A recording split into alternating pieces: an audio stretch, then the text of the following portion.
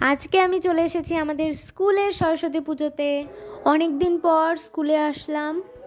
বন্ধুদের সাথে স্কুলে আসার কথা ছিল, কিন্তু ওদের লেট হবে বলে আমি আমার বোনদের সাথেই চলে এসেছি। এখানে বেশিরভাগ জনই মনে হয় আমার থেকে ছোট, আমার তাই বেশ বোরই লাগছিল।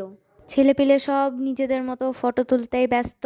জুইয়ের বন্ধুরা না যাওয়াতে আমার বেশ সুবিধাই হয়েছে, আমি একটা সঙ্গ অন্তত পেয়েছি। আর এটা হচ্ছে আমাদের স্কুলের ফেমাস বাগান, আমাদের প্রণব স্যারের নিজে হাতে তৈরি করা। আমরা যেইবার দায়িত্বে ছিলাম সেইবার এই বাগানের মধ্যেই সরস্বতী পুজো হয়েছিল। গাছ দেখতে দেখতেই ওদিকে সবাই খেতে বসে পড়েছে। শাড়িতে কিন্তু একটা ব্যাপার আছে, পরপর লাইন দিয়ে বসে আছে, কি সুন্দর লাগছে না স্কুলটা দেখতে।